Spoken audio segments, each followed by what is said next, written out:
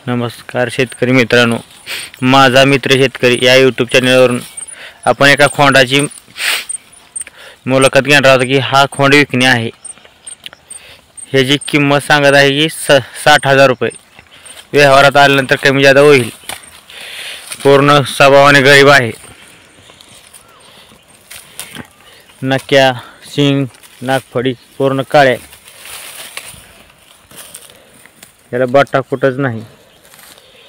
घ्यायचा असेल तर संपर्क करा। आपण थंबनेलवर नंबर देणार आहोत।